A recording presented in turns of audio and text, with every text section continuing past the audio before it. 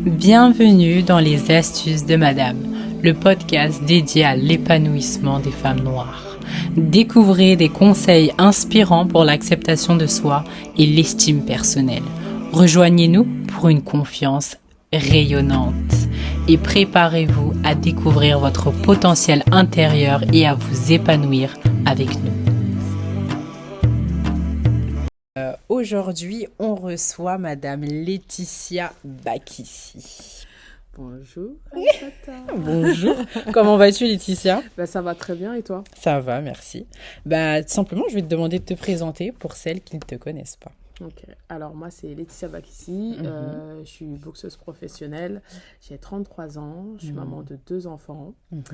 Et je suis tout fraîchement la fondatrice de Youth, qui est de la diffusion d'événements sportifs dans des lieux emblématiques de Paris. L'objectif, c'est d'avoir un tiers-lieu où les personnes pourront venir, donc tous les amateurs de sport, que vous soyez footballeur, en tout cas l'âme footballeuse, boxe, peu importe. En fait, vous pouvez venir à Youth et puis vous pouvez regarder vos événements sportifs, accompagnés bien sûr de la food saine et de la boisson saine aussi. Ok, de toute façon, on en parlera plus en détail juste après. Déjà, on va commencer par ton parcours personnel. Donc, tu as dit que tu étais boxeuse professionnelle. Ouais. Donc, tu as eu des titres aussi. Exactement. Donc, tu as eu quoi comme titre déjà? Ok, alors moi, j'ai commencé il y a 18 ans maintenant. Ah oui.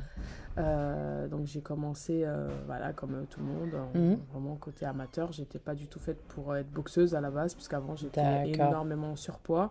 Donc c'est vrai que déjà ça c'était une bataille déjà pendant toute mon adolescence où j'ai dû un peu me battre contre moi-même, donc contre la nourriture, etc.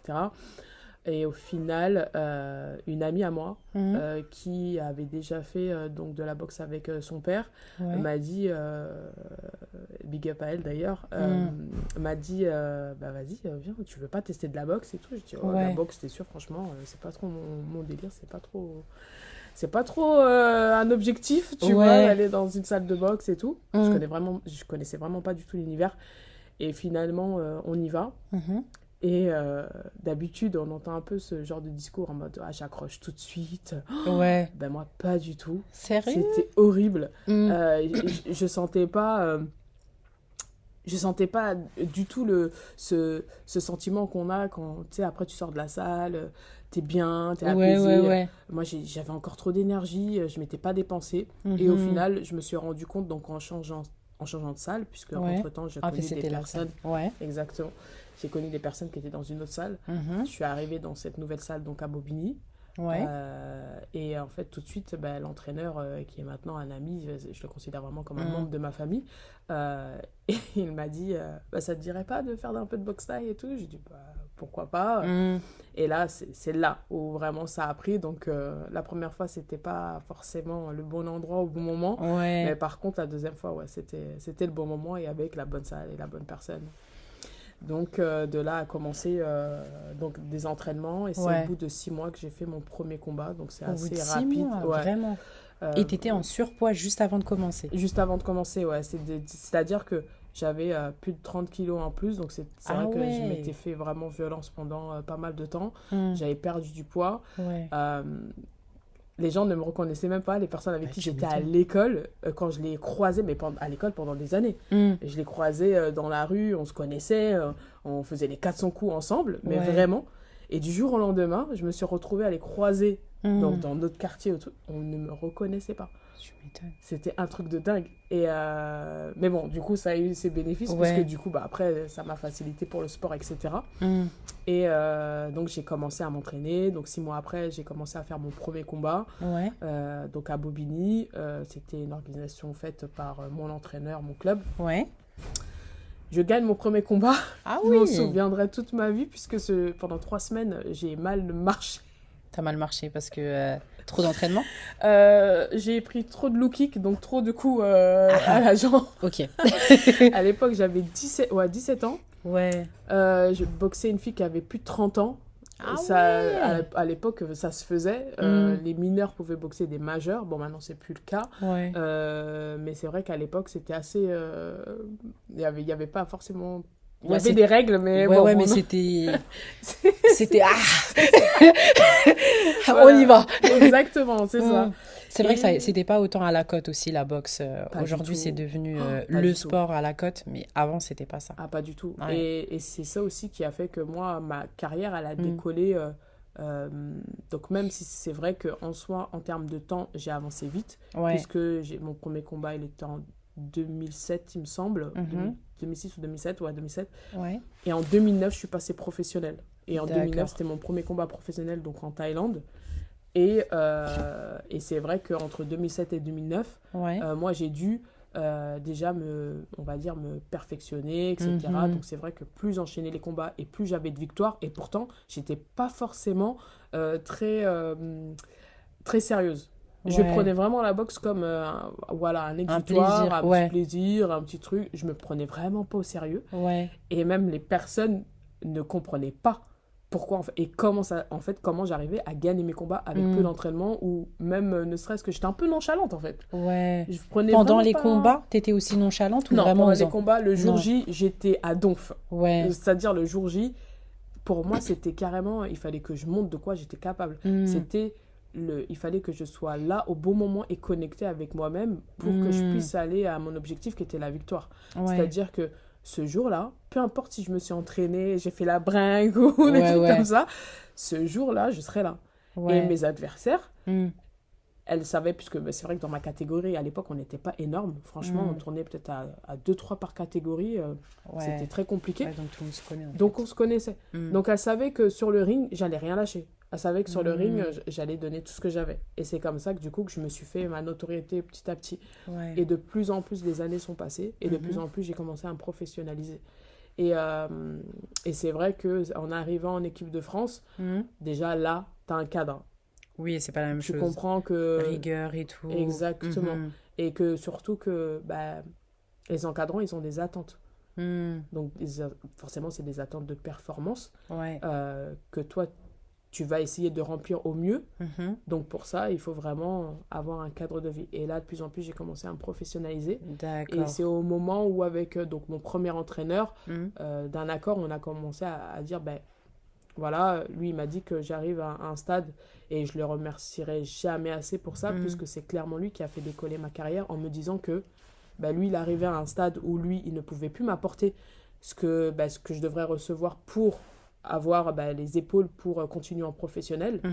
Donc il a dit, il vaut mieux que maintenant, aujourd'hui, tu te diriges vers un autre club pour que tu puisses évoluer.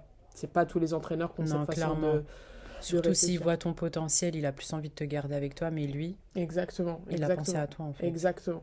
Et c'est vrai que on s'en rend compte après, que même sur l'instant T aussi, que cette transparence et cette sincérité, c'est ça qui a fait que après j'ai commencé à vraiment décoller dans ma carrière.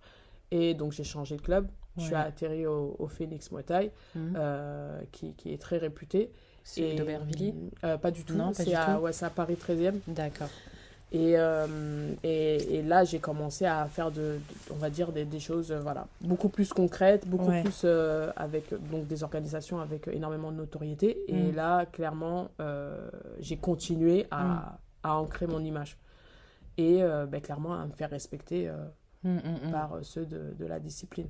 Ok. Donc, et pendant un combat, qu'est-ce qui se passe dans ta tête parce que quand on voit les combats de boxe, je crois que c'est pour tous, tu as une entrée, tu sors du vestiaire, tu marches à côté du public en fait. Ensuite, tu montes sur le ring. Dans ces moments-là, dans ta tête, qu'est-ce qui se passe en fait? Parce que je vois que les boxeurs, quand même, vous avez cette capacité à gérer vos émotions, mais de manière incroyable.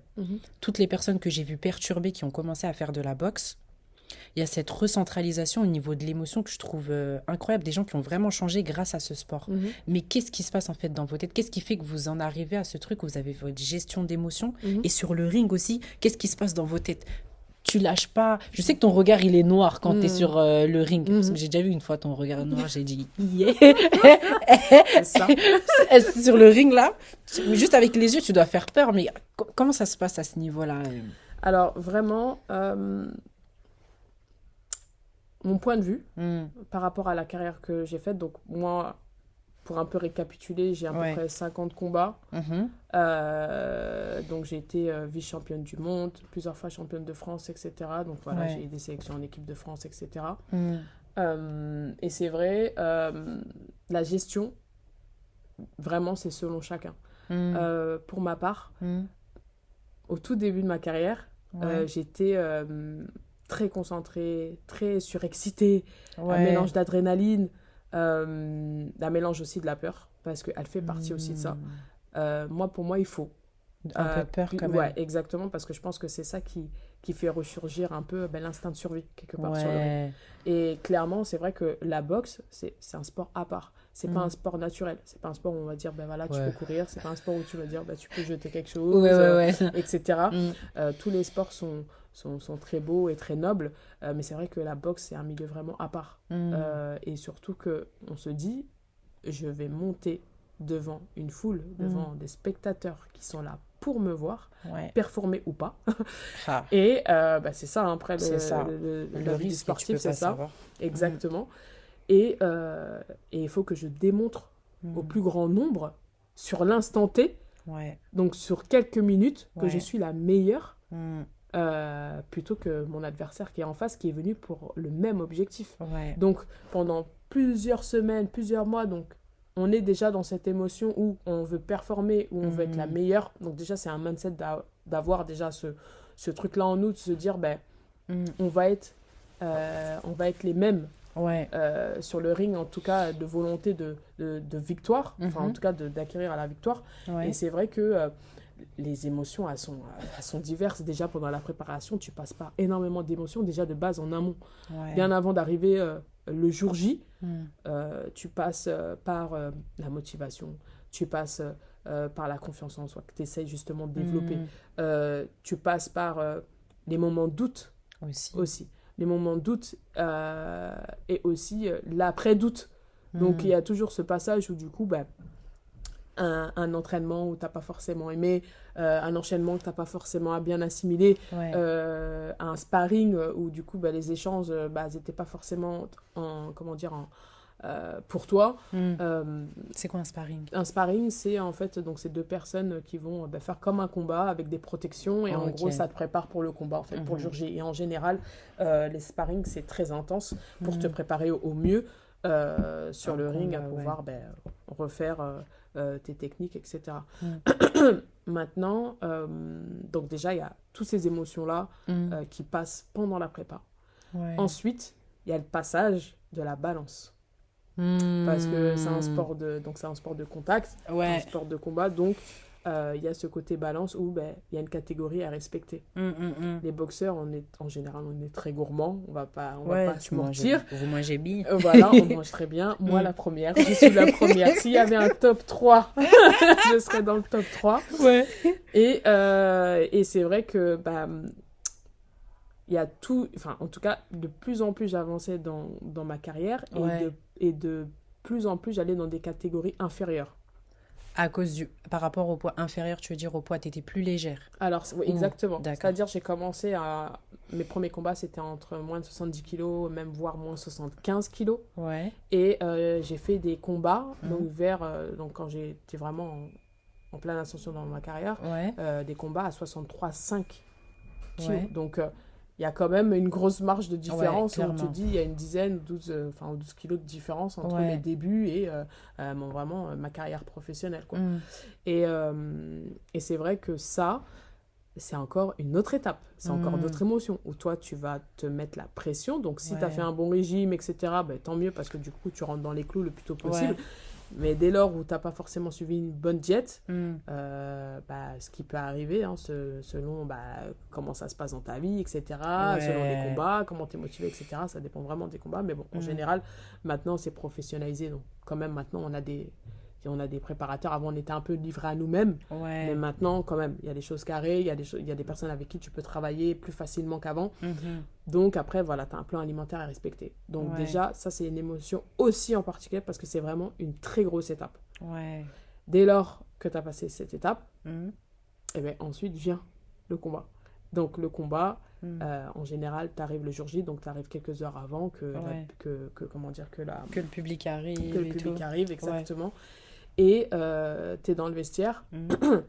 Et donc, tout dépend. Donc, bien sûr, c'est aléatoire. On ne fonctionne pas du tout de la même manière. Il y en a qui aiment bien rigoler avant des combats. Il y en a, ils n'aiment pas du tout. Il y en a, ils ont besoin de concentration, mais ils ne sont pas forcément vénères. Il y en a, ils sont juste concentrés. Il y en a, ils ont besoin vraiment de rigoler. Et après, de rigoler, de rentrer dans cette phase de sang. C'est vraiment très différent. Chacun. Pour ma part, au tout début de ma carrière, j'étais très... moi, je rentrais dans mon combat très tôt. C'est-à-dire que je rentrais vraiment dans mon combat très tôt. C'est-à-dire que moi, la journée, j'avais besoin vraiment d'être posé, isolée chez moi, posé tranquille, être concentrée, etc. Et de plus en plus, donc, quand j'arrivais à la salle, j'allais de temps en temps voir les combats pour un peu... voilà, regarder ce qui se passe, voilà, mais aussi prendre l'énergie de la salle, c'est super important. Et ensuite, je m'enfermais dans ma bulle et là, je commençais vraiment la montée en pression. Ça a été comme ça pendant longtemps et c'est encore le cas. Je suis un peu comme ça, mais c'est vrai que maintenant, je vais dire, je rentre moins tôt, on va dire, plus tard. Dans l'esprit du combat. Voilà, exactement. Mais quand tu dis monter en pression, c'est genre, est-ce que tu te dis des choses pour monter en pression? Est-ce que tu repenses à des choses de ton passé pour monter en pression? Comment tu fais pour monter en pression, justement? Alors, clairement, pour monter en pression, moi, je pense pas au passé. Je pense juste que moi, la seule chose que je veux, c'est la victoire. Et surtout, je me dis, elle va prendre cher. Moi, c'est vraiment ça. Vraiment, bon, bien sûr, c'était un peu plus virulent dans mes débuts, dans ma tête. J'imagine, en plus avec la jeunesse, la fougue de la jeunesse. C'est ça. Exactement. Et c'est vrai que non, en vrai, tu dis plein de choses pour te motiver. Et vraiment, tu sais, en fait, plus tu t'entraînes et plus tu fais quelque chose de carré, et plus tu arrives le jour J, tu sais que tu as tout fait, tu as tout donné. Donc tu pars confiante. Voilà, donc vraiment, c'est un mindset, c'est-à-dire que on se dit, t'as bossé. C'est comme voilà, l'entrepreneuriat où tu bosses énormément, tu te donnes vraiment les moyens de tout mettre en œuvre, vraiment de tout, d'être là au bon moment, de faire tes tâches, de faire évoluer ton projet, d'en parler autour de toi, etc. Donc c'est vraiment des grosses tâches, mais importantes qu'il faut faire pour développer ton projet. Et c'est exactement la même chose. Donc tu mets tout de ton côté pour que le jour J, tu dois performer. Donc ça peut être un pitch, ça peut être plein de choses. Donc en vrai, c'est la même chose. C'est un parallèle qui se ressemble. Enfin, ça se ressemble énormément. C'est la préparation, en fait, qui fait que le jour J, tu vas avec le bon état d'esprit, tu arrives à bien monter en pression, bien te préparer. Et tout. Ok. C'est ça. Ok. Et du coup, je vais revenir un peu sur toi, sur ta personne. Aujourd'hui, Laetitia, tu es d'origine gabonaise. Et j'ai appris, quand on a commencé Time to Start, que tu es une fille adoptée. Donc, comment... tu vois comment tu veux en parler, comment tu as grandi dans cette sphère d'adoption, est-ce que tes parents c'était des parents sur lesquels tu peux aussi t'identifier, comment ça s'est passé en fait, surtout en tant que femme noire aussi. D'accord. Alors moi j'ai été adoptée à l'âge de 3 mois. D'accord. Donc très tôt. Très tôt, c'est vrai que mes parents adoptifs, c'est mes parents. Oui. Tous ceux qui sont dans mon entourage le savent et ils connaissent du coup tous. Bon, il y en a aussi qui connaissent maintenant mes parents biologiques. Okay. Pas beaucoup, mais c'est vrai que voilà, la référence c'est eux.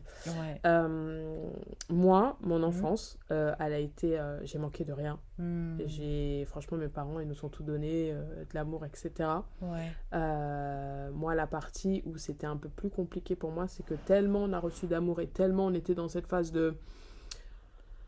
Comment je peux dire ça, un cocon, non? Un cocon et surtout fusionnel.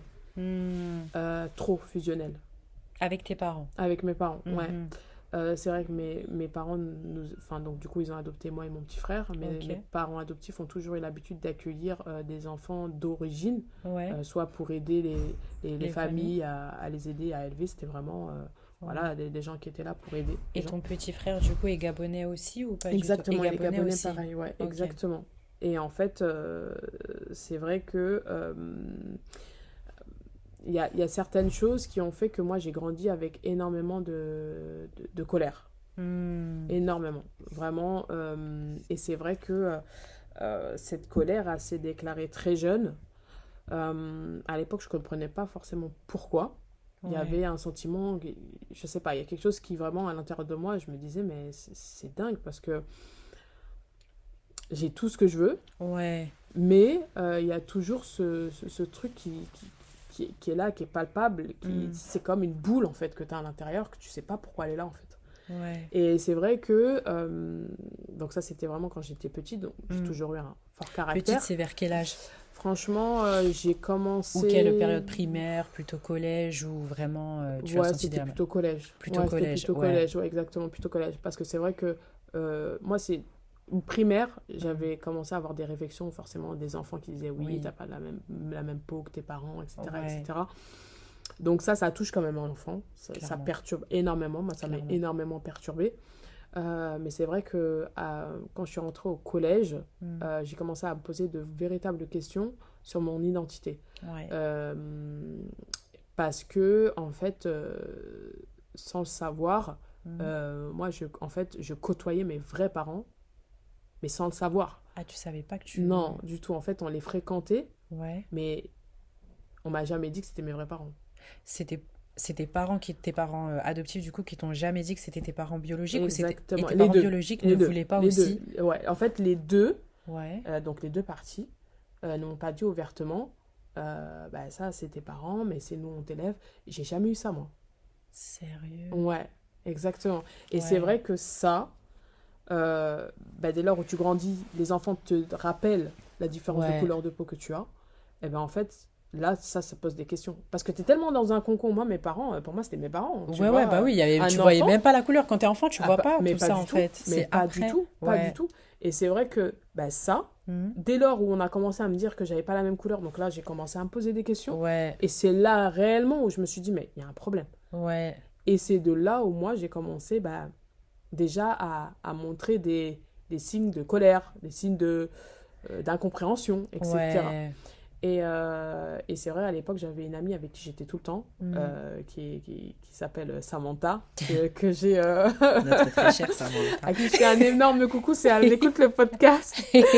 et c'est vrai que, je me suis confiée à cette amie à qui, justement, j'ai dit, je crois qu'il y a un problème. Je pense que... Donc, c'était vers les coups de 11 ans, je pense. Je crois qu'il y a un problème. Mes parents, c'est pas mes parents. En fait, ils t'ont jamais dit... Ils m'ont jamais dit. Ils t'ont jamais dit? Jamais. Et pendant très longtemps, j'ai cru, parce que j'ai été éduquée comme ça. Depuis que tu as 3 mois, donc le lien est fort. Dingue. Ouais, c'est dingue. C'est dingue. Et en fait, au final, je me rends compte, donc à 11 ans, que ça se trouve, c'est pas mes parents. Donc moi, Ouais, la déchirure et tout. Ah ouais, mais tellement. Et il y en a beaucoup, du coup, ils vont se poser la question, ouais, mais attends, t'as quand même différentes de peau. Mais en fait, la différence de couleur de peau, quand tu as été éduquée donc de 3 mois jusqu'à 11 ans... Non, tu fais pas la connexion. Mais pas du tout. Et puis surtout que dans mon entourage, à part les enfants à l'école, il n'y a personne qui me disait que tu n'avais pas la même peau. Moi, quand j'allais dans la famille de... Parce qu'on était très proche de la famille du côté de ma mère. Moi, j'allais chez mes grands-parents, j'étais considérée comme la petite fille, quoi. Donc, en fait, il n'y a jamais eu cette différence. Non. Dans toute ta famille, jamais, jamais, jamais. Tu ne l'as jamais ressenti. Non. Et tu t'es jamais dit, en te regardant, on n'a pas... Non, rien. C'est vraiment comment t'éduques la personne. C'est ça, en fait. Tu fixes le concon, en vrai, c'est...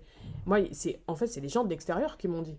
Sinon, à l'intérieur, moi, je n'avais pas de différence. Enfin, il n'y avait pas de différence entre mes frères et sœurs. Enfin, il n'y avait rien, enfin... Rien du tout. C'est ouf. Rien du tout. Et c'est de là, justement, c'est à l'arrivée au collège où moi qui étais plutôt bonne élève, qui travaillait bien à l'école, là ça a été... la chute en fait, parce que tu étais dans l'incompréhension. Mais le fait que tu sois dans cette incompréhension, avec eux tu leur disais mais je comprends pas et tout, ou c'était plus en somme du coup que tu cherchais toi-même les réponses à tes questions? Clairement, moi j'en parlais pas. J'en parlais pas parce que j'arrivais pas à parler. parce que c'était peut-être trop délicat pour moi, je sais pas, enfin, je savais pas comment peut-être l'engager, puisque mes parents aussi, c'est des gens qui sont tellement fusionnels, donc avec moi et mon petit frère, que rien de leur parler ça leur faisait tellement mal au cœur que tu sentais que c'était pas un tabou, mais presque en fait, tu vois. Et c'est vrai que pendant longtemps, moi, je m'en suis voulu d'avoir cette colère contre mes parents adoptifs, sachant qu'ils ont tout fait pour moi. Et parce que je me disais, mais en fait, c'était un peu cruel, t'as tout eu, t'as manqué de rien, etc. Mais ça se comprend, parce que tu t'es dit, il me donne tout, mais cette honnêteté, je l'ai pas. Cette transparence, je l'ai pas sur ce sujet-là. C'est ça, exactement. Et c'est vrai que à l'époque, moi, je comprenais pas pourquoi j'étais aussi en colère, mais j'étais aussi en colère contre mes vrais parents. Parce que, donc, à un moment donné, donc, quand j'ai passé les 11 ans, on a commencé à aller chez eux. Donc, j'ai commencé à voir que, bon, c'était bizarre. Mais moi, j'appelais toujours tata et tonton, quoi. Ok, tu les appelais tata et tonton. Ah oui, oui, bien sûr. Et c'est vrai que moi, j'avais pas ce truc, en fait, de me dire que c'était mes parents. Et de plus en plus, je me suis dit, quand même, je ressemble quand même à la dame, quand même. Ouais, je ressemble quand même à la dame. La dame, là. Il y a les ressemblances. Donc, du coup, je me suis dit, bon. Et finalement, donc j'avais peut-être 13 ans, 14 ans, un truc comme ça. Mes parents me prennent, donc on était chez eux. Tes parents biologiques, mes parents biologiques, exactement, parce qu'on allait du coup de temps en temps des week-ends, parce que du coup, je pense qu'à ce moment-là, mes parents, ils ont peut-être vu que du coup, il y avait vraiment un écart qui était en train de vraiment se creuser. Mais en attendant, c'est normal. Oui. Tu vois, dès lors où tu es H24 avec tes parents adoptifs, H24, c'est normal que du coup, il y a cet écart et on ne se voit pas souvent, etc. Bon, bref. Et en fait, donc, un jour, ils me prennent dans le salon et mes parents me disent, écoute, on est tes parents, quoi. Tes parents biologiques te le disent comme ça, sans qu'il y ait tes parents adoptifs. Exactement, donc concours familial, donc biologique, chez eux. Donc c'était à Massy, la ville où je suis née, mais que je suis restée quelques semaines, parce que du coup je suis arrivée vraiment très tôt chez mes parents adoptifs. Et là en fait ils me disent, clairement, on est tes parents. Alors, la première chose qui me suis arrivée, enfin le premier sentiment que j'ai ressenti à ce moment-là, c'est le soulagement. D'accord, tu t'es dit, ok, j'étais contente. C'est clair. Oui. Franchement. Ça répondait à toutes tes questions. Exactement. Franchement, pour moi, ça a été un soulagement. Là, en y repensant, je me revois en mode, je souris parce que il y a vraiment un poids qui est parti, tu vois. Et j'avais 13 ans, un truc comme ça, 13 ans, 14 ans. Et, mais du coup, le problème, c'est que je voyais quand même pas assez mes parents. C'est-à-dire que du coup, donc, de temps en temps, quelques week-ends, ils nous prenaient, mais j'étais à H24 avec mes parents adoptifs à Aubervilliers. Donc, il y a 26 km qui nous séparent, mais en vrai, c'est pas 26 km, il y a quand même un monde, quoi. Enfin, c'est-à-dire que j'ai déjà 13 ans, je me suis identifiée à mes parents, effectivement, on n'a pas la même couleur de peau, mais moi, voilà, je me sens totalement intégrée dans ma famille adoptive. Tout se passe bien, je me sens bien, et voilà, quoi. Et c'est vrai que même dans ma famille, je pense, donc ma famille adoptive, à un moment donné, ils ont vu un peu quand même un changement radical où j'étais très en colère, etc. Mais je pense que même eux n'ont peut-être pas évalué comment moi ça a pu me toucher, en fait. Et c'est vrai que dès lors où en fait j'ai commencé à me dire, bon, écoute, voilà, c'est comme ça, maintenant tu sais. Faut continuer. Enfin, faut continuer ta route et puis vivre avec ça, quoi. Et au final... T'as jamais eu cette confrontation avec tes parents adoptifs où tu leur as dit, mais pourquoi vous m'avez jamais dit ou non, t'as pas préféré Franchement, non, parce que mes parents adoptifs, c'est des personnes qui sont âgées. Moi, je suis arrivée dans la vie de mon père, il avait déjà 50 ans. D'accord. Il était déjà malade du cœur. Ok, donc tu préfères éviter tout ce genre d'émotions, en fait. Éviter, mais au final, moi, j'étais très en colère. Donc, des fois, on se prenait la tête pour des trucs basiques. Bête, mais en fait... Bête, mais en fait, c'est ça qui ressortait, en fait. En fait, c'était un truc bien plus profond qui ressortait. Exactement. Et c'est vrai que, pour le dire clairement, non, on va dire... j'ai jamais eu, en tout cas à ce moment-là, de conversation avec eux, puisque j'étais jeune, je savais pas aussi comment m'y prendre. Moi-même, c'était le fou, enfin, c'était le feu, moi, dans ma tête. Ouais. Et c'est de là aussi, comme je t'expliquais, que à l'école, moi, j'ai dégringolé. J'ai commencé à plus travailler, à me poser des questions, à plus vouloir aller à l'école, etc., etc.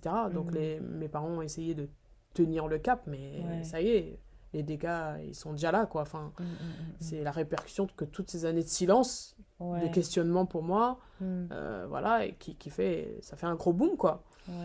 Et c'est de là où la boxe est arrivée à moi. Et c'est là que la boxe t'a permis de gérer cette colère que tu avais à l'intérieur de toi. Ou pas à gérer, mais à aider, on va dire. Extérioriser d'une certaine manière. Voilà, exactement. Parce que c'est vrai que moi, quand j'arrivais sur le ring, j'étais vraiment très énervée. Les personnes, ils avaient pas l'impression que c'était moi, c'est-à-dire que j'avais vraiment deux visages différents. Et même moi, quand je voyais des photos, parce que du coup, il y a des photographes et tout, etc., quand je voyais les photos des combats, moi-même, je me disais, mais t'as une tête de dingue, en fait. Tu vois, mais ça veut dire quand même que quand t'arrivais sur le ring, t'avais cette reconnexion quand même profonde à cette douleur, en fait, au fond de toi. Et qui fait que... c'est vrai. Ouais, tu te reconnectais quand même à cette douleur. Et ce qui fait que tu tuais tout, en fait.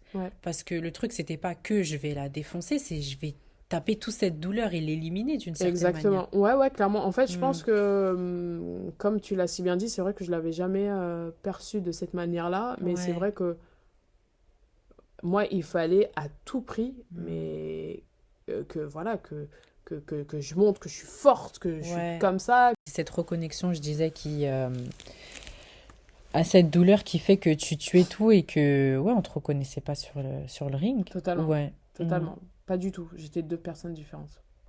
C'est ouf. Totalement. C'est ouf.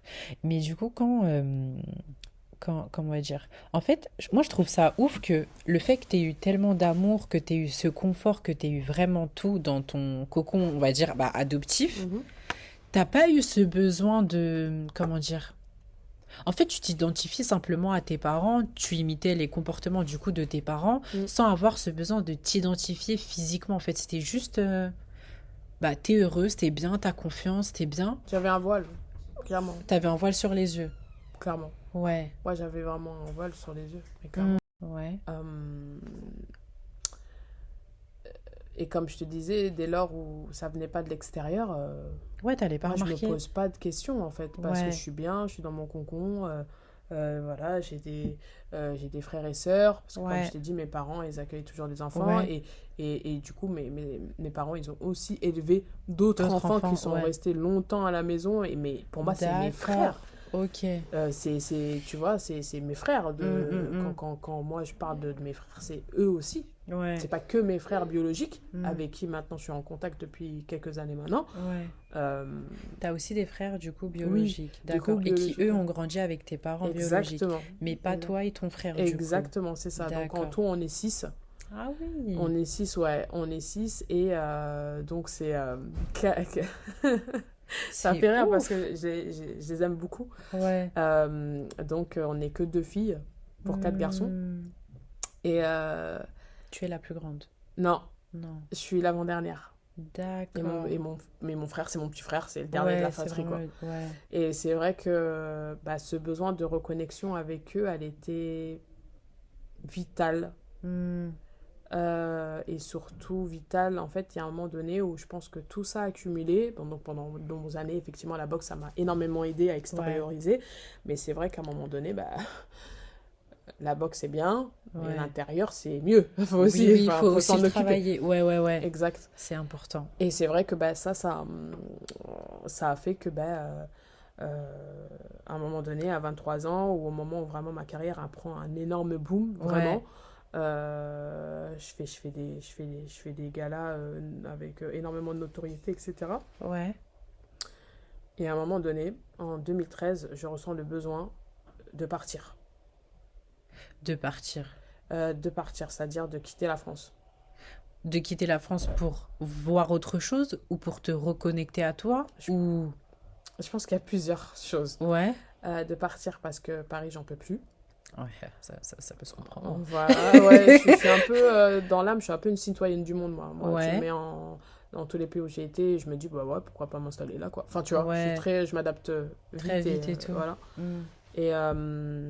Et c'est vrai que bah, j'avais besoin d'une reconnexion avec moi et de me prouver à moi-même tout seul que je peux me faire, pas renaître, mais presque. C'est-à-dire que j'avais vraiment besoin de me créer quelque... Je sais pas comment le dire. J'avais besoin de devenir quelqu'un comme moi j'aurais voulu que je sois, ou tu vois ce que je veux dire, ouais, d'atteindre cet idéal de la personne que tu veux être, et tu avais l'impression que tu pouvais pas le faire ici. Ouais, totalement. Totalement.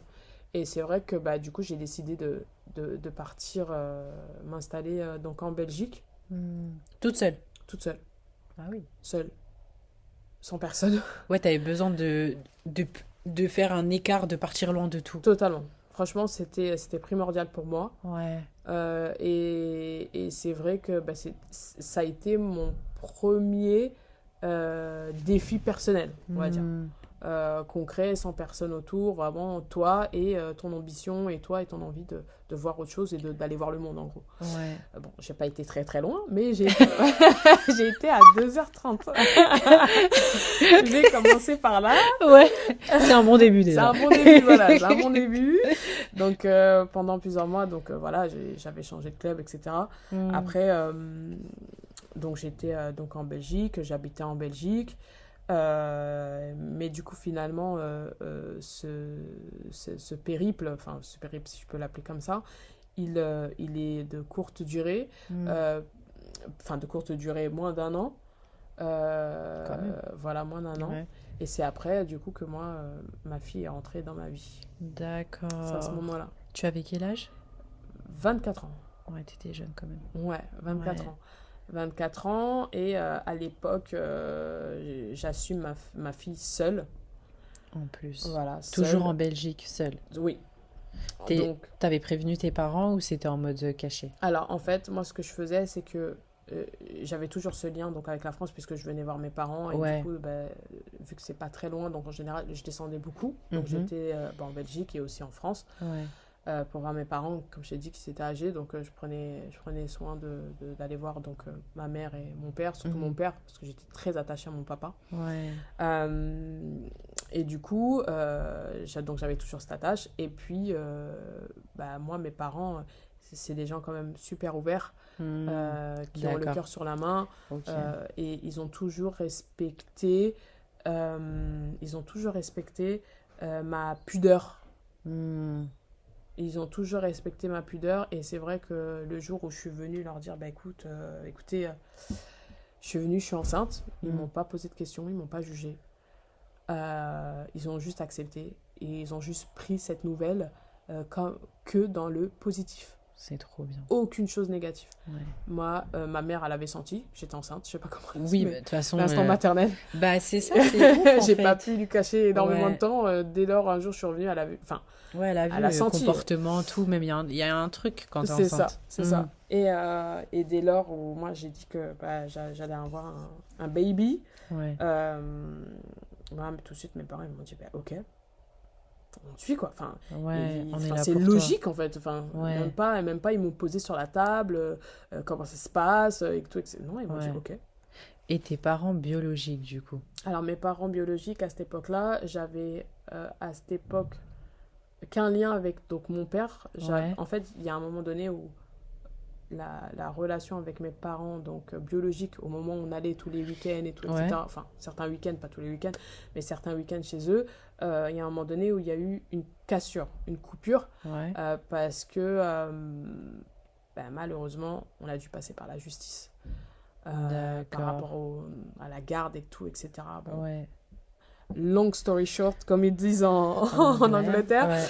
Mais voilà, ça, du coup, ça a créé une cassure. Donc, je n'avais plus du tout de contact de mes 16 ans jusqu'à mes 23 ans, 24 ans avec mes parents. Ah oui, quand même, Donc, recassure. En plus, dans cette période-là où tu grandis, où tu deviens adulte. Exactement. Et c'est vrai que quand moi, donc, j'attendais ma fille, j'avais une connexion, du coup, avec mon père, mais qui, du coup, a été coupée à un moment donné, Et en fait, donc je suis revenue chez mes parents adoptifs. Ouais. Donc j'ai quitté la Belgique pour revenir en France, Oui. donc dans le domicile familial. Ouais. J'ai commencé ma grossesse tranquillement avec mes parents. Voilà, mon père, il était aux petits soins, ma mère Ouais. aussi. Mon père, il était super content. Et le grand-père. Ouais, il avait un grand-père. Et puis c'est vrai que moi, j'ai toujours été très très proche de mon père. C'est-à-dire que je faisais tout avec lui. Voilà, c'est vraiment celui qui me comprenait le plus. Mon père était très calme, très posé, très cool, etc. Et c'est vrai que lui, il était très enthousiaste à l'idée d'accueillir sa petite fille. Ouais. Et malheureusement, à 4 mois de grossesse, mon père décède. Voilà, donc ça a été très très dur pour moi. J'imagine. Il est décédé vraiment, comment je peux dire, du jour au lendemain. C'est clairement ça, en fait. Je l'ai vu face à moi. On a échangé quelques phrases, puisque du coup on était dans le même appartement. Moi j'étais dans ma chambre et lui dans la sienne. Et du coup, donc il était peut-être 23h, un truc comme ça, et à 8h du matin, j'entends ma mère hurler. Et tout de suite je me réveille et du coup ma mère me dit que mon père il est froid et que voilà quoi. Ouais, il est parti. Donc c'est vrai que ça m'a énormément affectée. C'était énormément dur pour moi, sachant qu'à ce moment-là je voulais vraiment que mon père soit le côté paternel, que ma fille allait le côté paternel qu'elle n'allait pas avoir.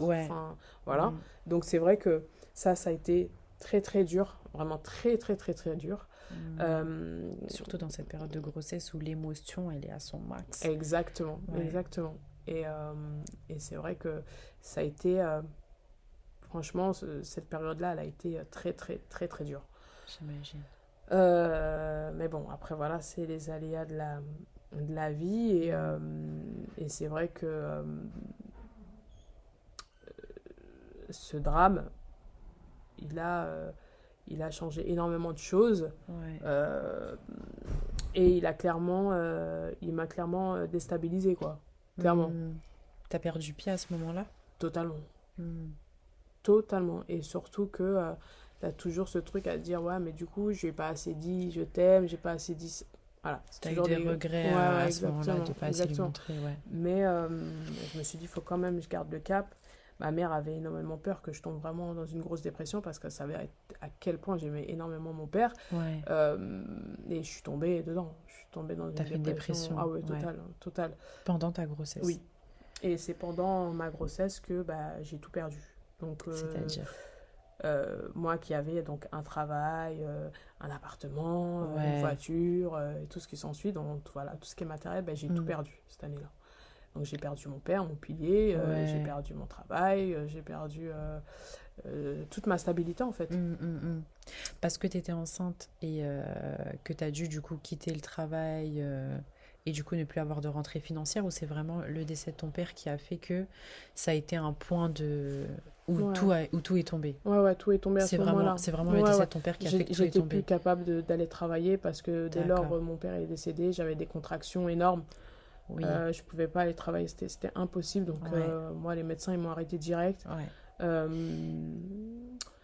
Et c'est vrai que la boxeuse que je suis, on a pris énormément de coups, énormément. On a toujours cette idée de femme forte qui casse les barrières, qui casse les codes, qui a un mindset de fou le jour où voilà, faut affronter ses peurs, ses doutes, etc. Mais là, la vie me... T'as mis un coup. Totalement. Et c'est vrai que voilà, ça a été énormément de rebondissements, énormément d'épreuves. Donc la perte de mon papa, la perte de mon travail, de mon appartement que j'avais en Belgique, puis du coup j'ai dû le laisser, donc j'étais de retour à la maison. Et du coup, finalement, plus de rentrée d'argent. À l'époque, moi j'avais rien. Vraiment rien du tout, j'avais aucune rentrée d'argent, zéro. Et du coup, quand ta fille est née, c'était vraiment la crise financière pour toi, quoi. juste peu de temps avant, donc peut-être 2 semaines avant. Avant d'accoucher? Avant d'accoucher. Ouais. Là, ça a commencé un peu parce que j'ai vraiment connu ce côté où je mangeais. On se faisait aider par l'assistante sociale, ma mère et moi, parce que forcément, ma mère vivait sur la retraite de mon père, parce que ma mère était mère au foyer. D'accord. Donc, elle avait travaillé un peu dans sa vie, mais c'était surtout à la maison qu'elle était. C'était une vraie femme au foyer. Ouais. Et du coup, on est vraiment passé par l'étape où on n'avait plus rien. Les loyers n'étaient pas payés, on s'aidait des bons que l'assistance sociale nous donnait. On appelait pratiquement tous les jours pour avoir ces bons-là pour aller manger. J'ai mangé des pommes de terre au beurre pendant je ne sais pas combien de temps. Enfin, ça a été très, très, très, très dur. Je suis passée par cette phase, mais elle était juste terrible. Mais aujourd'hui, je me dis, alhamdoulilah, je suis passée par là et il fallait que je passe par là pour après savourer ce qui allait suivre après. Mais c'est vrai que cette période-là, elle a été extrêmement dure et c'est vraiment, oui, peut-être 2 semaines avant que j'ai commencé peut-être à avoir du coup des aides, etc. Mais pendant longtemps, ça a été très dur. Et comment t'es sortie de cette phase-là? Franchement, clairement, c'est quand ma fille est née. Ouais. C'est là que t'as eu une force? Ouais. Ok. Ma fille, elle a tout reposé à plat, en fait. Ouais. Elle est arrivée, voilà, c'était le feu, comme on dit dans le jargon. C'était le feu. Et vraiment, au moment où ma fille naît, tout se repose. Ouais. Mais tout. Ouais, en mode, c'est l'être vivant qui est arrivé et qui a tout chamboulé. Genre, ça a été le chamboulement. Totalement, que ça soit émotionnel, que ça soit en termes de... émotionnel, que ça soit même en termes de... Parce qu'après, moi, j'ai repris tout de suite l'entraînement. Donc, j'ai repris une vie sportive très, très vite. Moi, j'ai repris l'entraînement au bout d'1 mois. Ah, bon, ouais, t'es même pas, ton périnée n'est même pas remis, ton utérus n'est même pas encore redescendu. Et du coup, c'est l'avantage d'être sportif depuis un petit moment, donc à cette époque-là, c'est que le périnée est nickel. Comme si je n'avais pas accouché, comme si je n'avais pas eu d'enfant, comme ça si je n'avais pas eu d'accouchement. En fait, il était bien musclé, du coup, direct. Ouais, exactement. Donc ça, c'est un réel avantage. C'est bien. Donc mettons-nous tous à la boxe. Mettez-nous tous à la boxe, au sport, faites énormément d'abdos. Ah, clairement, parce que là... Ah oui, non, vraiment, j'ai jamais eu de soucis au niveau de là, parce que du coup, les années de sport ont parlé pour moi, en fait. Ouais. Et peut-être aussi le fait de l'avoir eu jeune, je sais pas, mais en tout cas... Peut-être aussi, voilà. oui, aussi. Et c'est vrai que elle a tout remis à plat. Tout de suite, elle est née. Tout de suite, j'avais envie de me rebattre à nouveau, en fait. Ouais. De me rebattre à nouveau. Elle a réallumé la flamme, en fait. Elle a réallumé la lumière, clairement. Ouais. Et à tous les étages. C'est beau. Et c'est vrai que ma fille, ça a été incroyable. Ma mère, elle a pu... parce que quand même, ma mère... Elle a été mariée pendant 50 ans avec mon père. C'est un repère. Enfin, c'est même pire qu'un repère. C'est la moitié de toi. C'est toi. C'est quoi. la moitié de toi. Exactement. Et du coup, grâce à cette naissance, ma mère a commencé à aller mieux. Ouais. Vraiment, elle a mis la lumière dans tous les étages, ma fille, quand elle est arrivée. C'est une dinguerie. Vraiment. Et elle est arrivée vraiment avec cette petite bouille trop super chouette. mignonne. Déjà, elle est trop belle, franchement. J'imaginais pas mieux. Et en plus, ce qui est dingue, c'est que quand elle est arrivée, ça a été tout de suite facile. Enfin, vraiment une facilité incroyable. Et c'est vrai qu'après, de fil en aiguille, je reprends la boxe, je reprends les combats très vite. Je perds mes 33 kilos en 7 mois. Je remonte sur le ring au bout de 8 mois. Voilà, je me remets des défis. Enfin, tout ça, quoi. Tout ce qu'il faut. Donc, tout reprend. Donc, forcément, qui dit boxe et combat, qui dit prime, donc dit argent. Voilà. Tout se remet en place. Voilà, la vie reprend son cours. Et puis moi, du coup, derrière, je peux refaire les équipes de France, refaire des combats. Et là, du coup, je continue aussi à me faire repérer. Donc, je fais une télé-réalité. Voilà, une télé-réalité dans la boxe. Ça s'appelle Infusion, mais c'est vraiment spécifique boxe. D'accord, ok. J'allais dire, j'étais pas vue. Non, c'est pas la télé-réalité comme on a l'habitude de voir. Ouais, ok. Mais en tout cas, voilà, j'ai des opportunités de malade. Je fais des résultats là où on ne m'attend pas. Donc, dans cette télé-réalité, justement, il y il y a une fille qui est maintenant aujourd'hui à l'UFC. Donc, c'est vrai que voilà, dans cette télé-réalité, en gros, le concept, c'est on est plusieurs fighters, plusieurs boxeurs. Donc, il y a la partie féminine et la partie masculine. Donc, il y a, je crois qu'ils étaient à peu près 16 gars. Et en fait, donc, on était 4 coachs. Et les coachs devaient coacher les gars. Donc, en vrai, on était les capitaines de l'équipe. Et il y avait des tours. On était à Koh Samui, c'est en Thaïlande. On vit tous ensemble. Et puis on s'affronte toutes les semaines, quoi. Donc, en gros, personne ne m'attendait à ce que je passe le premier tour parce qu'il y avait des tueuses à gages. Et au final, je passe le premier tour et tout le monde est choqué, quoi. Ouais, mais en fait, les gens, ils savent pas tout ce que tu as vécu et toute l'énergie et la force que tu as. Mais par contre, j'avoue une petite anecdote. Moi, quand je suis arrivée, donc c'était à peu près 15 jours de séjour. Moi, je suis arrivée pendant un entraînement. D'accord ? Donc, pendant un entraînement, j'arrive. Le taxi me dépose au camp, parce qu'on est logé au camp. Et en fait, dans le camp, donc, tu as la salle d'entraînement, tu as tout ce qu'il faut, et tu as aussi l'hébergement qui est juste dans le camp, en fait. Et en fait, j'arrive pendant un entraînement et je vois mon adversaire boxer. D'accord, donc... Tu vois, donc elle s'entraîne. Donc, c'est vrai que tout de suite, je repère la fille parce que j'entends que ça cogne, j'entends que ça frappe. Je me dis, oh là là là là. Je me dis, mais je suis tombée dans quel bail, moi. De ouf. Donc, je me dis, c'est quoi l'histoire ? Et ça va être marrant ce que je vais dire parce que tout de suite, je me suis dit, oh là là, le combat, il va être chaud. Là, je me dis vraiment, le combat, il va être chaud. Elle a l'air déterre, je la vois, elle frappe fort, elle donne tout. Je me dis, ah ouais, elle est déterre. Ok, je monte dans ma chambre, je fais mon truc, après je commence les entraînements et il y a un jour qui arrive où la fille s'entraîne, donc on est tous dans le même entraînement et on fait une séance de sac fractionné, mais qui est intense, mais vraiment, vraiment très intense. Et au moment où j'ai eu le déclic, où en fait à ce moment-là, c'était peut-être 2 jours avant la pesée, je pense, un truc comme ça, 2 jours avant, à ce moment-là, au sac, je suis à 2 sacs d'elle. Et je la regarde et je vois qu'elle est au bout de sa vie. Enfin, au bout de sa vie dans le sens où c'est dur, la séance de sac. Et moi, j'avais grave de l'énergie encore. Et c'est à ce moment-là, 2 jours avant, je savais que j'allais gagner. C'est bizarre, hein. Si, mais parce que ça veut dire, mentalement, elle était ailleurs, en fait. Ou c'était physiquement. C'était physiquement. Physiquement, et j'ai vu qu'elle était en train de lâcher. Trop d'entraînement pour elle. Peut-être pas d'entraînement, mais en tout cas, la séance qu'elle est en train de faire, c'est trop hard pour elle. Et on est à quelques jours de l'entraînement. Enfin, c'est vraiment le dernier. C'est même pas 2 jours, c'est même avant. C'est vraiment le dernier. La dernière ligne droite, quoi. La dernière ligne droite. Et là, tu peux pas donner. Enfin, dans la tête, et je l'ai regardée, je dis, ah, mais elle, je vais la bouffer, en fait. Genre, en gros, ce que j'ai vu quand je suis arrivée il y a quelques jours, non, je vais la tuer. Mais en plus, c'est que moi, pendant ces 15 jours, elle a trop essayé, tu sais, de faire du trash talking, de me parler, parce qu'on est filmé. C'est une télé-réalité. Mais quand tu fais comme ça, en fait, ça te retombe dessus. Voilà, on a eu des épreuves où il y a une épreuve où du coup on s'affronte aussi dans des épreuves, pas que sur le ring. Et moi j'avais perdu l'épreuve, donc elle se mettait en confiance, je vais gagner, etc., etc.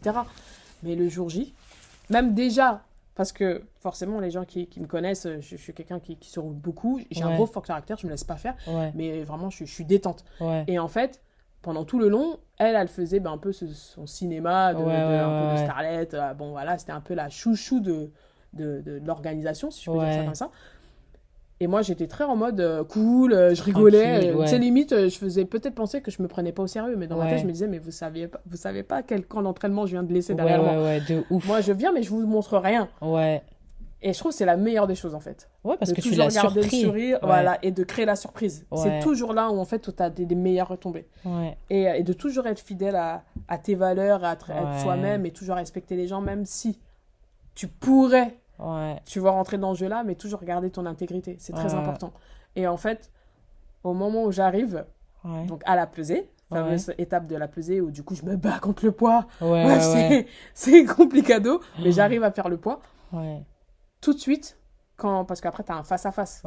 Et tout de suite, quand on fait la pesée, on fait le face-à-face. Je lui montre dans les yeux que là, par contre, c'est plus la personne qui t'a souri. C'est pas la petite go qui est la chill. Non. Là, dans mes yeux, quand je l'ai regardée, elle a su.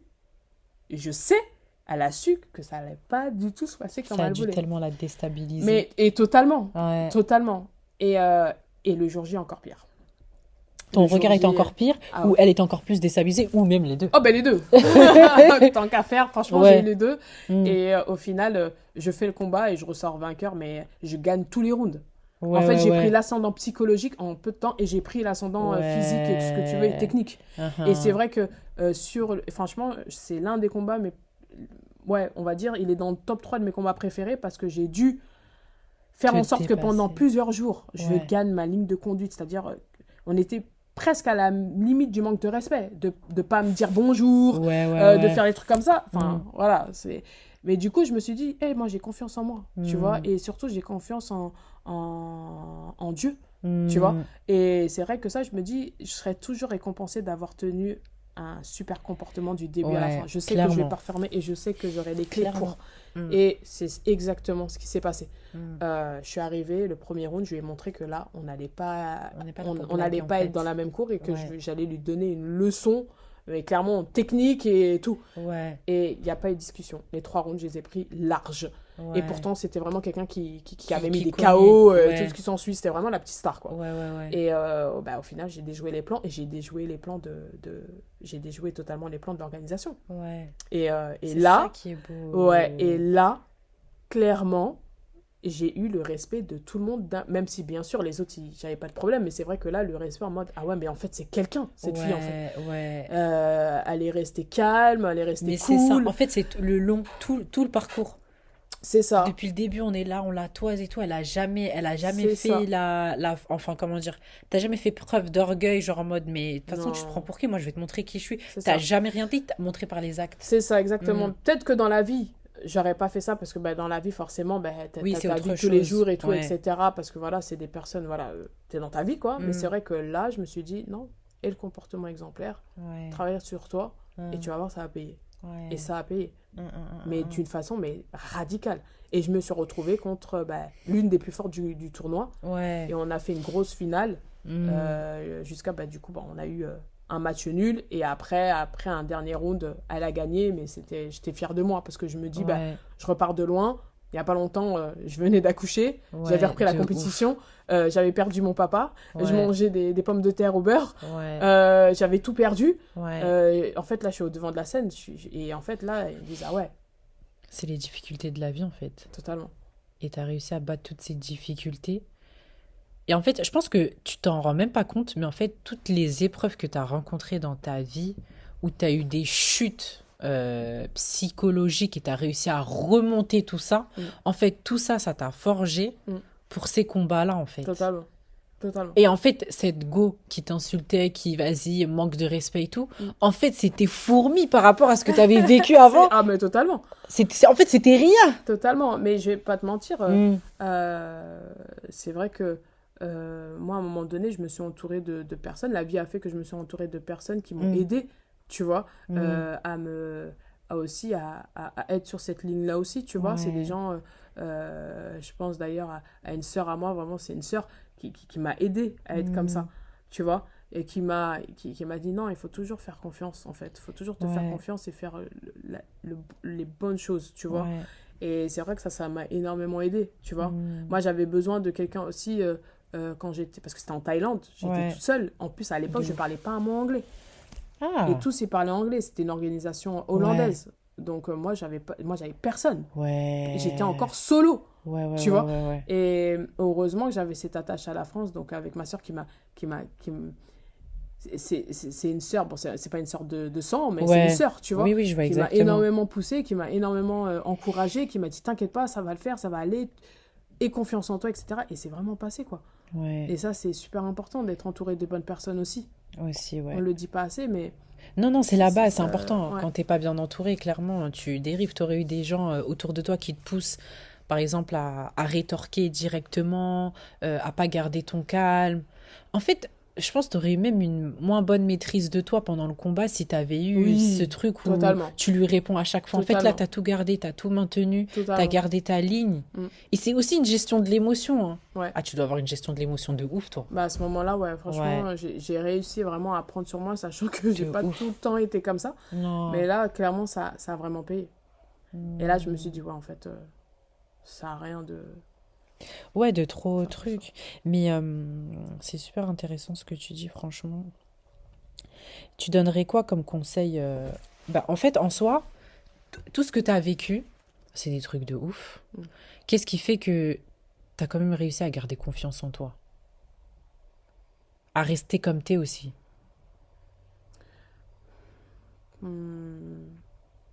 C'est la vie qui t'a montré à chaque fois que, en fait, faut y croire, ça va aller, ça va le faire. Moi, je pense que c'est une force de caractère que tu as à l'intérieur de toi, je pense. Ouais. Alors, peut-être pas une force de caractère, parce que ça se construit, Oui. tu vois. Les épreuves ont fait aussi que ça m'a construite, tu vois. Ouais. Et je pense que, comme tu as dit, les épreuves, ça m'a forgé. Ouais. Ça m'a énormément forgé. Heureusement, je suis passée... En fait, alhamdoulilah, je suis passée par ça. De ouf. Parce que ne serait-ce que pour avoir du recul, avoir un meilleur comportement, et de se dire que rien n'est perdu, faut toujours garder espoir, c'est les épreuves. Clairement. Et c'est grâce à ça que j'ai décidé de pas lâcher. Ouais. Et moi, après, c'est mon caractère aussi d'être comme ça. Je suis quelqu'un qui lâche pas, quoi. Lâche pas. Et parce que c'est un code d'honneur à moi-même. J'ai un engagement avec moi-même, en fait.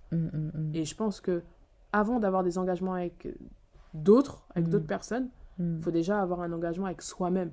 Ouais. D'essayer au plus de se respecter, d'essayer au plus de faire des choses, d'essayer de plus d'être sincère, d'être authentique, d'être transparente, d'être fidèle à soi-même. D'être fidèle à soi-même, Ouais. d'être gentil avec les gens. Ouais. Et aussi pour moi, je suis une fervente défenseuse de tu donnes et tu recevras. Ouais. Ouais. Aujourd'hui, je change totalement de sujet parce que t'as clairement beaucoup donné et répondu à mes questions. Aujourd'hui, tu portes le voile. J'imagine que t'as pas grandi dans l'islam. Non. Tu imagines bien. J'imagine bien au vu de ce que tu m'as expliqué. Clairement, porter le voile, tu rentres archi pas dans le cadre en France. Et aussi dans le monde de la boxe, parce qu'on voit aujourd'hui les combats comme les hijabeuses ou autres. Ça a eu quel impact déjà pour toi de porter voile et pourquoi t'as dit... on va pas revenir totalement sur comment t'es rentrée dans l'islam, etc. Mais plutôt, le fait de porter le voile aujourd'hui, c'est ton intégrité, ça fait partie de toi. T'es fidèle à toi-même en portant le voile. Même si tu ne rentres pas dans les cases de la boxe, pourquoi t'as quand même fait ce choix de mettre le voile alors que tu sais que ta carrière, clairement aujourd'hui, t'es obligé de jouer en amateur, tu peux plus jouer en pro. Pourquoi t'as quand même pris cette décision de le mettre alors que tu savais que t'allais, entre guillemets, encore tout perdre? Clairement, c'est pour satisfaire mon Seigneur. Ouais. Parce que avant de porter le voile, pareil, la vie, c'est des hauts, c'est des bas. Et j'ai rencontré, donc, après mon dernier combat, j'ai connu un gros down, vraiment. Où pareil, j'avais besoin encore de me recentrer sur moi-même parce que peut-être des choses accumulées, c'est pas facile tous les jours, voilà. Et c'est vrai que j'étais passée aussi par d'autres épreuves. Et c'est vrai que entre-temps, moi j'ai eu aussi mon petit garçon. En plus, deuxième enfant. Voilà, donc j'ai eu mon deuxième enfant aussi. C'est vrai que voilà, il y a des choses aussi qui se sont passées. Et après ça, j'ai décidé pareil de reprendre la compétition. Après, j'ai changé de club. Tout ça avec le voile? Non, avant. Non, ça avant. Ok. Donc j'ai changé de club. Ce club où j'ai du coup performé, où j'ai fait mes armes, que j'ai dû quitter malheureusement contre mon gré. Pas contre mon gré, mais un peu quand même. Ouais. Mais bon, je suis toujours en bon terme avec eux, ça se passe très très bien, il n'y a pas de truc. Mais bon, j'ai dû le quitter. Je suis arrivée dans une salle magnifique. Donc mon entraîneur actuel, c'est Achille. Ouais. Et il m'a redonné cette confiance. Déjà, il a accepté, parce qu'on se connaissait depuis des années. C'est vraiment quelqu'un qui est très connu dans le milieu. C'est quelqu'un on s'est vu... bref, c'est une anecdote qu'on s'est vu à 3h du matin, bref. Ouais. et du coup, on était en train de s'entraîner, on se connaissait pas, mais tout de suite, il y a le feeling. Et au bout, donc c'est 10 ans plus tard, quand je cherche un nouveau club, que je lui dis, voilà, je suis sans club, qu'est-ce qu'on fait, enfin, est-ce que tu peux m'accueillir? Tout de suite, il m'a dit, mais t'étais déjà chez toi, en fait. T'étais déjà chez toi. Et donc, du coup, lui, vraiment, il m'a redonné confiance en tout. En moi, en la boxe. Il m'a fait confiance. Et tu sais, ce qui est dingue, c'est quand les gens, ils croient plus en toi que toi, tu ne crois en toi. Et parce qu'ils voient la lumière que toi, tu ne vois pas chez toi. Clairement, c'est ça. Moi, franchement, c'est quelqu'un de tellement gentil. C'est quelqu'un de... Moi, franchement, c'est mon grand frère. Hein. Et je l'appelais comme ça. Et lui, il m'appelle ma petite sœur. Et on est très connectés. Et c'est vrai que c'est une personne vraiment que j'admire par son parcours, par son passé, par la personne authentique qu'il est. Et c'est quelqu'un qui triche pas. Et que ça soit dans sa façon d'enseigner, d'être, c'est quelqu'un qui ne triche pas. Il est transparent, il est dur. Les entraînements sont durs. Et ça a fait que ça m'a aidé en fait. Ça m'a aidé. Et d'être dans un cocon aussi où les personnes ils sont aussi croyants, c'est vrai que moi c'était totalement en phase avec qui j'étais et qui j'étais devenue de plus en plus. Et c'est vrai que lui tout de suite dans ma démarche il a totalement été content pour moi du fait que j'ai envie de porter le voile et que en fait il y a eu tout un cheminement en fait. Il y a vraiment eu tout un cheminement, donc j'ai eu besoin de me recentrer un peu sur moi. Donc après ce dernier combat je suis partie en Angleterre et l'Angleterre ça a été une révélation. Ça a été une révélation vraiment pour moi. Et tout s'est mis en place pour que j'arrive à porter le voile et à me dire qu'est-ce qui est plus important pour toi. En tout cas. Ton recul par rapport au fait de choisir ta religion, la spiritualité, et la spiritualité à être bien et à à défendre tes valeurs qui sont nobles et belles, et surtout à continuer à être qui tu es avec l'entité que tu es, mais en étant une meilleure personne, en tout cas en essayant de devenir une meilleure personne et de satisfaire au mieux ton Seigneur, quoi. Moi, c'était très important. Ça faisait un petit moment que, déjà, j'y réfléchissais et je me suis dit, mais en fait, non, vas-y, en fait, lance-toi et peu importe ce que tu rencontreras, quoi. T'as peur de pas boxer? En France, pas grave, il y a toujours à l'étranger. Enfin, il y a toujours des solutions à tout. Il y a toujours des solutions. Et même si, bien sûr, que dans le fond, je me dis, écoute, ta carrière va se finir, tu vois. Oui, à un moment donné, c'est pas à vie. Exactement, donc faut penser à l'après. Et en fait, c'est vraiment...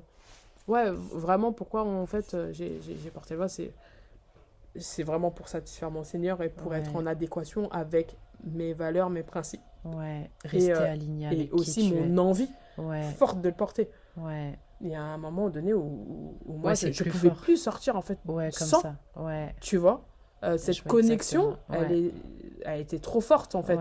Je pouvais même pas essayer de... Non, c'était tellement naturel et fort, mais que c'était naturel en fait. C'est beau, c'est beau. C'est beau. Écoute, maintenant, on a vu le parcours. C'est un peu long, hein. Non, c'était ouf. C'était ouf. Aujourd'hui, là, donc, tu as présenté Youth au départ. Donc aujourd'hui, le projet avec Youth. Attends, avant de revenir à Youth, je vais quand même souligner que c'est ouf en fait comment toute ta vie, malgré tout ce que tu as vécu, tu as toujours recherché cet alignement avec tes valeurs, avec tes principes, avec toi-même. Quand à chaque fois, tu as toujours voulu être aligné.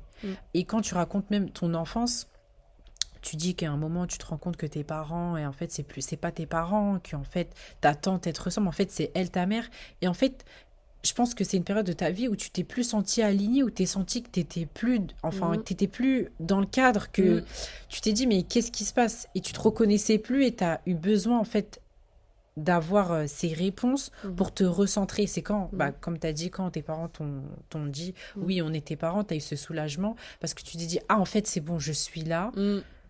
Exactement. Je suis placée ici, mais tu as quand même, comment dire, et malgré que, tu te reconnaissais pas physiquement à tes parents adoptifs, mais tu te reconnaissais intérieurement. moralement et au niveau de l'alignement des valeurs et des principes.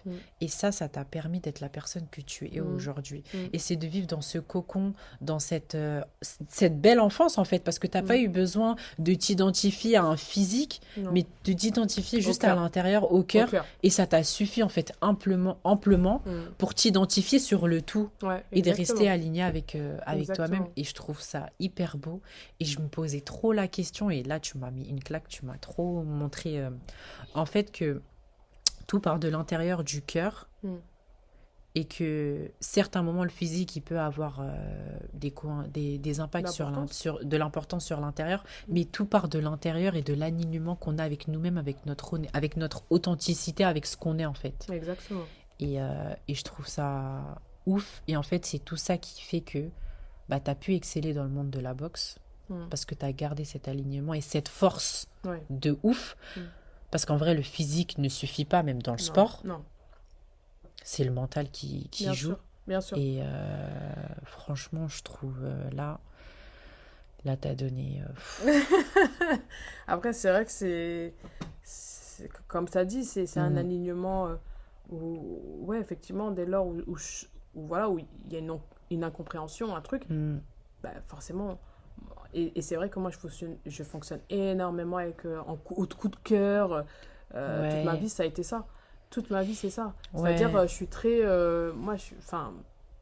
c'est comment tu ressens les choses, en fait, tout simplement. C'est comment ça s'appelle même? Ton instinct. Ouais, c'est ça. Tu fonctionnes à l'instinct, en fait. Et je boxe à l'instinct, moi, en plus. C'est ça. Moi, je boxe à l'instinct. Mais c'est parce que ton instinct est fort, parce qu'il s'est développé tout au long de ta vie. Mais je crois que tu t'en rends même pas compte, en fait. Du coup, t'as un instinct de ouf. Genre, t'as un instinct limite requin dans l'eau.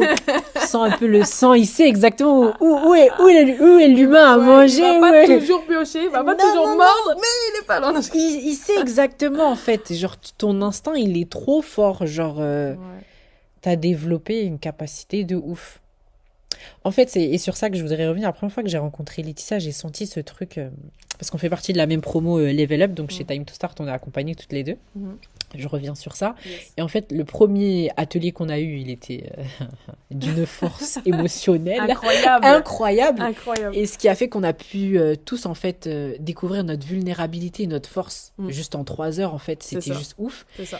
Et t'es l'une des personnes qui m'a profondément touchée, mais je comprenais pas pourquoi, en fait. Ok. Et au fur et à mesure de l'aventure avec Level Up, je me rends compte, en fait, parce que t'as une histoire de malade.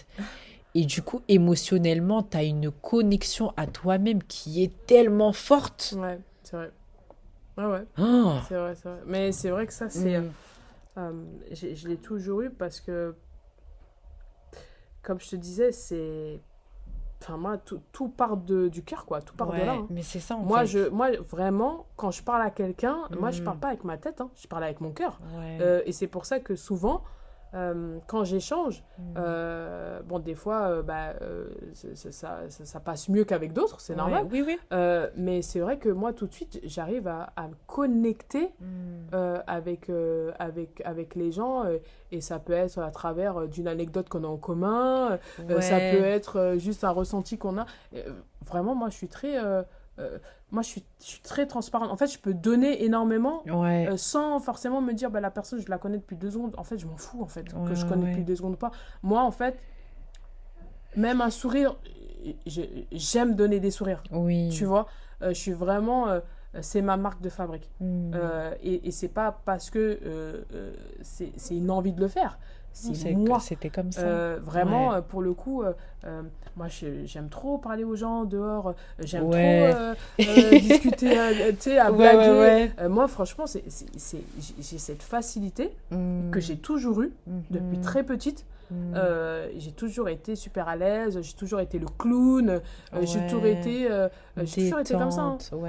Détente. Et c'est vrai que moi, je parle toujours, mais vraiment...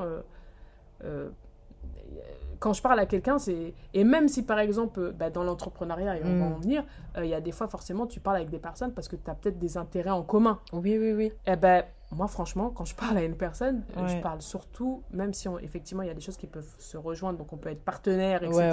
Donc bien sûr, il faut parler business.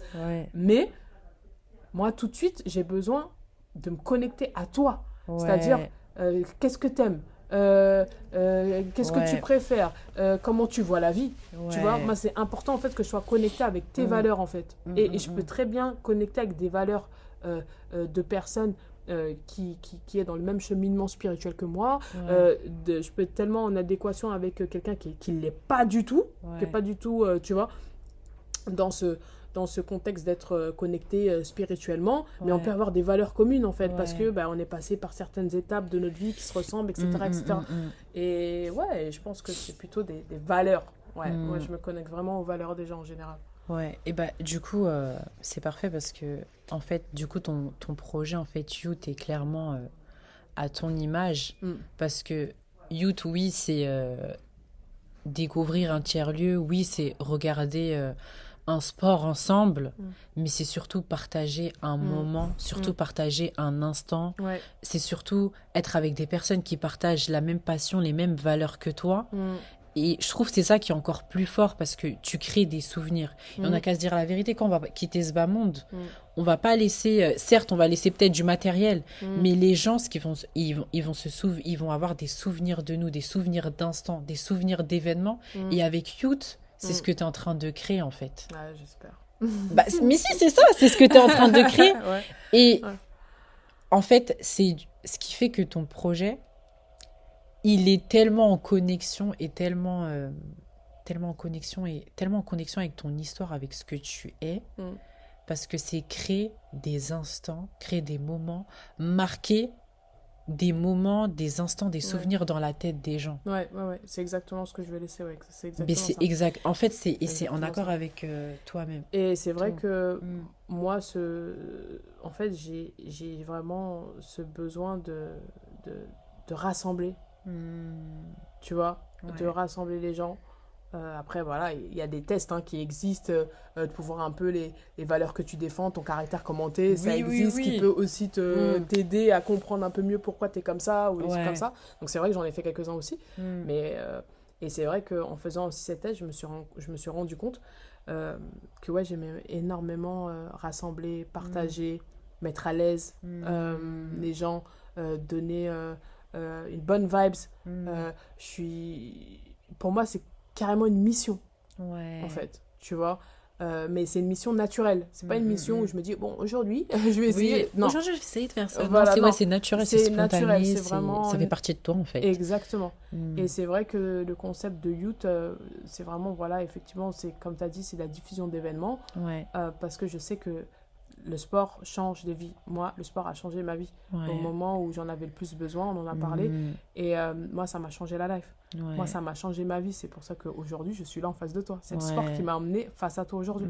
Et c'est vrai que moi, je me dis, ma force, c'est ça. Et j'ai envie de le partager. Et j'ai envie aussi que les gens ils se rendent compte que, en fait, en partageant avec des gens, mais il y a tellement de connexions qui peuvent se faire. Et en fait, quand je vois donc les tests que j'ai fait donc avec Youth, grâce à Time to Start, parce que clairement Time to Start, ça m'a fait évoluer mon projet de dingue et je les remercierai jamais assez pour m'avoir donné cette chance d'être incubée chez eux et de rencontrer aussi des filles comme toi qui se battent et qui font leur projet et ça fonctionne super bien, tu vois.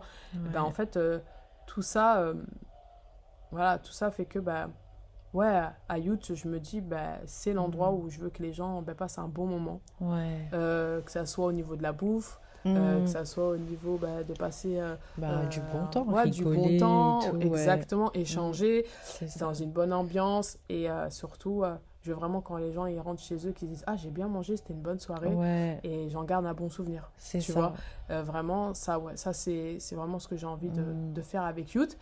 Et je suis même en train de voir pour aussi prolonger l'expérience même chez vous, quoi. En gros. Donc ça, il faut que je trouve un peu comment... Tu vas trouver, j'en doute même pas. Tu vas trouver. Donc, et c'est surtout créer aussi des relations parce que on vit ensemble, on vit en communauté, on vit en groupe. Et on n'est pas tout seul, en fait. Et sur les 2 événements, il y a des gens qui ont créé des synergies. C'est incroyable. C'est incroyable. Il y en a, du coup, il y a eu des événements de montée où les gens ils sont venus... Enfin, tout ce qu'il faut. Je suis trop contente que du coup il y ait eu ces échanges là parce que c'est ça en fait que je veux. En fait on peut être différent, mais on peut s'apporter énormément de choses et être en commun sur les valeurs, quoi. C'est ça. En plus, c'est même pas... c'est de la différence physique, mais voilà. C'est intérieurement, en fait, on se rejoint tous, on est tous des êtres émotionnels. C'est ça. On a besoin de se connecter entre nous. C'est ça. C'était une interview forte, franchement. Ah ouais? Ah ouais, non. Après, je sais pas si vous avez senti comme moi, mais moi, là, des fois, j'ai retenu un peu mes yeux, c'était mouillé, quoi. J'ai vu. Tu as vu? J'ai vu. Heureusement qu'il n'y avait pas la caméra. Mais ouais, franchement, une interview forte t'a donné des conseils de ouf. Et franchement, t'es inspirante. T'es un exemple. Et tu as donné beaucoup. Tu as donné beaucoup aujourd'hui. Tu m'as donné beaucoup. Et je sais que tu reçois et tu continueras à recevoir encore beaucoup parce que tu donnes et tu continues de donner. Ça fait partie de toi de donner. Donc vraiment, qu'elle te facile dans tous tes projets qui te permettent d'atteindre vraiment. Comme toi, tu vises la lune, tu n'as qu'à toucher la lune, même l'attraper, la câliner. C'est vraiment ce que je te souhaite. C'est gentil. Et je te remercie vraiment pour tout. Vraiment. Plaisir. Juste, peut-être le petit mot de la fin. Merci beaucoup à toi, Aïssata, de m'avoir permis de m'avoir invité du coup sur ce super podcast. J'ai tellement hâte. J'ai tellement hâte de voir les autres épisodes aussi. Ouais. Et pareil, franchement, merci de m'avoir fait confiance. Merci de m'avoir fait venir. Et j'ai un petit mot à toutes celles qui pourraient perdre espoir. Franchement, c'est énormément d'amour que je vous envoie aujourd'hui parce que je suis passée par tellement d'étapes, tellement de doutes, tellement d'épreuves difficiles. Il n'y a jamais rien qui est perdu. Il n'y a jamais rien qui est perdu. On a toujours cet instinct qui résonne en nous. Il faut savoir se prioriser. Coûte que coûte, parce que c'est très important, la connexion avec soi-même. C'est super, super, super important. Se prioriser et aussi ne pas laisser les choses se faire sans qu'en fait, faites-vous confiance. Clairement, faites-vous confiance. Dites-vous qu'il n'y a que vous qui pouvez vous emmener là où vous avez envie d'aller. Et clairement, plus vous allez être convaincu, vous allez être convaincante. Et les gens, ils aimeront, peu importe ce que vous allez proposer, peu importe ce que vous allez faire. Et en fait, dès lors où vous êtes convaincu, les gens vont aller avec vous sur votre chemin. Et vous allez voir, c'est quand on a une destination en tête et qu'on fait tout pour y arriver, clairement, on y arrive. On y arrive. Franchement, en se donnant les moyens, en y allant. Et c'est vraiment avec énormément de force que je vous dis, allez, lève-toi et vas-y. Lève-toi et vas-y. Casse les codes. N'aie pas peur. N'aie pas peur. La seule limite, c'est toi. La seule limite, c'est toi. Vraiment, c'est ça. Et en vous souhaitant de très belles choses dans vos très belles vies. Merci pour tout, Laetitia. Thank you. À la prochaine, hein. À la prochaine. On vous laisse avec ça. Débrouillez-vous. Merci d'avoir écouté cet épisode des Astuces de Madame. Nous espérons que tu as trouvé des conseils précieux pour cultiver ton épanouissement et ta confiance en toi. N'oublie pas de t'abonner, de partager, de liker, de laisser un avis et surtout de rester connecté pour encore plus d'inspiration. Souviens-toi qu'être une femme, c'est beau et que chaque pas vers l'acceptation de soi est un pas vers la confiance radieuse. À la prochaine!